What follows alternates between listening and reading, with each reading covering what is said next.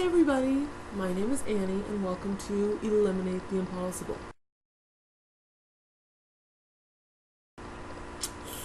Last video I told you I would explain the reason for choosing this name, and I will do that later on in the video. So thank you to everyone who watched the last video, thank you to everyone who's watching this video, thank you to followers on Tumblr and Twitter and whatever else. So right now you can probably tell I am filming in my room. I'm sitting on my bed right now, and that's kind of why the camera's shaking a little bit. So I apologize for that. So behind me you can probably see my little Pokemon pillowcase and my Pikachu, and what you can't see is my Axel. And I'm a big fan of Pokemon and Kingdom Hearts and all that fun stuff. Comment below if you want me to show you more of my room. If you're a fan of Sherlock Holmes in any form, you should know the quote, "Once you have eliminated the impossible, whatever remains, no matter how improbable, must be the truth." So the reason that I chose this name is because a lot of the stuff that I'll be showing you in the future will be kind of odd, like just weird random pictures, videos of people being extremely stupid. So some of the things that I'll be showing you will be quite improbable, quite hard to believe. Like, how can people be that stupid? How can, how can those things happen? It keeps getting darker. But all of these things that I will be showing you will be, true. Like, as stupid as they seem. Moving along. So, first of all, I'm going to start off with the, actually, I'm going to start off with the books of the original Sherlock Holmes book. So this is the complete illustrated short stories of Sherlock Holmes by Sir Arthur Conan Doyle, originally published in Strand magazine in 1891.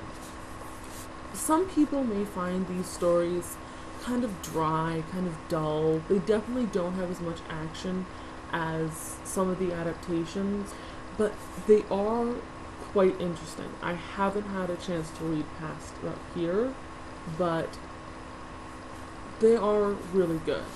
Next, the BBC series of what's called Sherlock with Benedict Cumberbatch and Martin Freeman. I absolutely love it. It is fantastic. Some people may not like it, people that are big fans of the original Sherlock Holmes books, because they have modernized it. They use cell phones, and Watson's writing a blog, and it's modern, but it's really, really good. So if you haven't checked that out, you probably should. They also bring in more of the Johnlock, which is gay relationship between John Watson and Sherlock Holmes, which actually is in the original books. That's not the point. I will be talking about that later on. So the Robert Downey Jr. and Jude Law adaptation of Sherlock Holmes, which is movies, was also really, really good.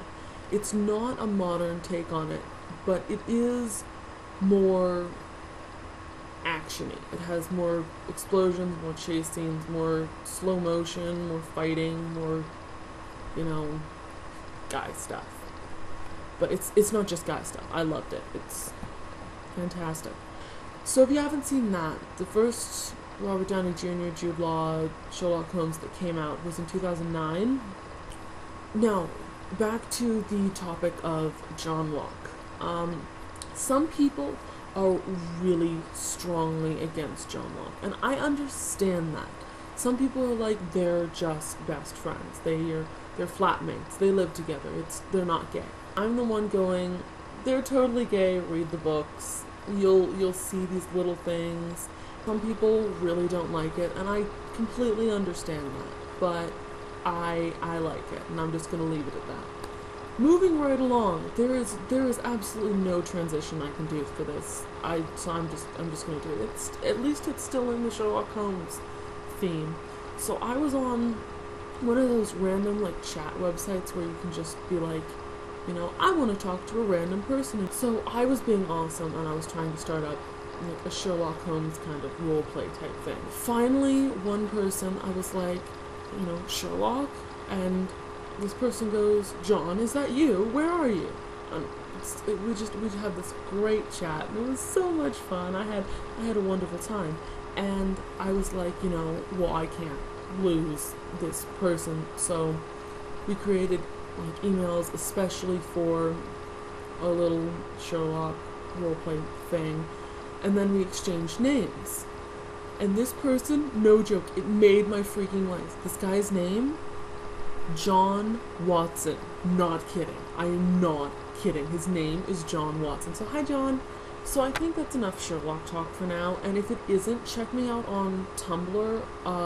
Same username, AnnieFantastic6. Spelled fantastic is spelled with a PH.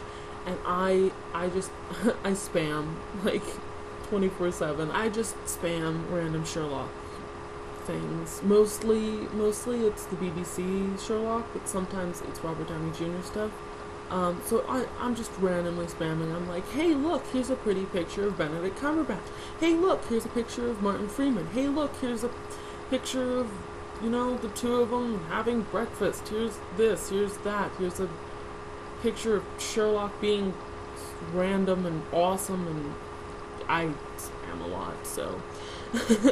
I have the entire list of all of my stuff on my YouTube channel, including somewhere where you can email me if you want to talk to me about the videos, or if you even just want to talk to me. I email everybody back, so send me email. So I've changed my upload day to Thursday, so I don't interfere with Phil or Dan, Amazing Phil and Dan is on fire, from the Super Amazing Project, because they upload on Monday.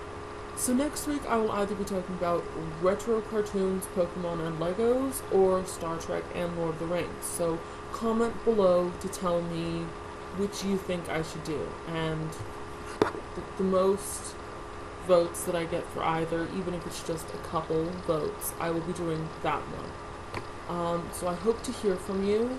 Thank you for watching this video. Thank you for sitting through me, you know, just talking.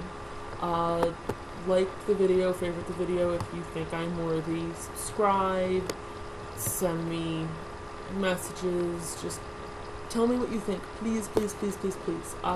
So love you, I will see you next week, bye!